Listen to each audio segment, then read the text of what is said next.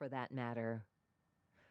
"What you thinking about over there so sullen-like?" Daniel said, interrupting my chain of thought.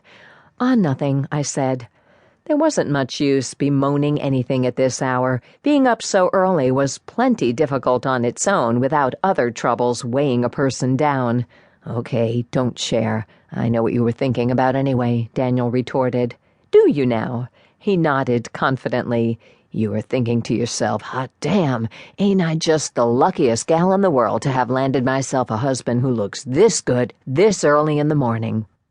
I snorted before taking another sip of coffee. "Now, how did you know?" I said. He shrugged.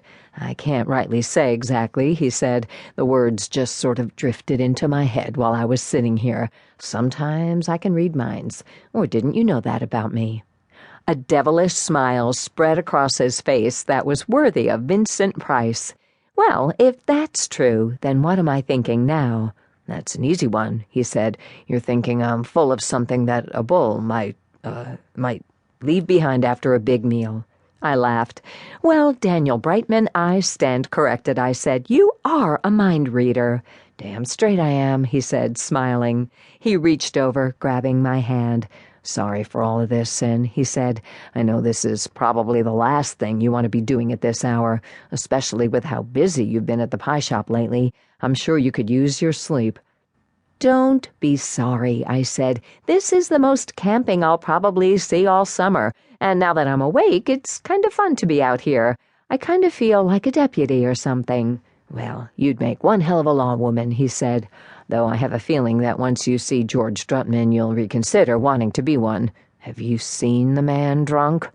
"No, but I've heard the stories." "Well, it ain't pretty," he said, shaking his head. "Ain't too pretty at all." George Drutman was a wealthy business investor who was the heir to the Drutman Mills fortune, along with his wench of a wife, Meredith, and their two children, Haley and Hunter. The Drutmans were the closest thing Christmas River had to royalty. The family hobnobbed with state representatives and city councilors and wealthy vacationers, and their annual Christmas parties were legendary.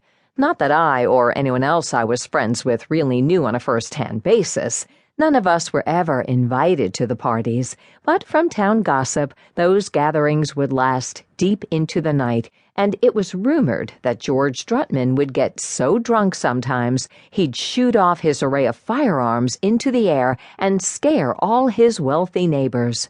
There were more sinister rumors, too, about George driving off from last year's Christmas party with a couple of women who were widely believed to be ladies of the night in tow. The story went that Meredith chased the car all the way down their long, snowy driveway, screaming and eventually throwing her martini glass at the back windshield. Though to me, the last rumor sounded almost too juicy to be true. Like something straight out of the warped mind of Moira Stewart, the town's worst gossip. No doubt she had fabricated the entire event and shopped it around town as the God's honest truth. "Just promise me you'll stay in the truck when we get there, okay, Sin?" Daniel said, his voice having taken on a serious tone. "George isn't really dangerous, is he?" "Not intentionally," Daniel said. "He's just stupid, and that right there makes him more dangerous than most folks, sober or drunk." I picked up the thermos and offered Daniel some more coffee before taking another sip myself. "So Billy said George is driving his RV around the campground right now," I said. He nodded. "Apparently George came out here for some sort of business investors' retreat," Daniel said. "Seems things got a little out of hand with the good old boys. By Billy's account, George demolished a fourth of Grey Goose before getting behind the wheel of his RV. The fool's somewhere out here now, honking the horn and singing Billy Joel at the top of his lungs.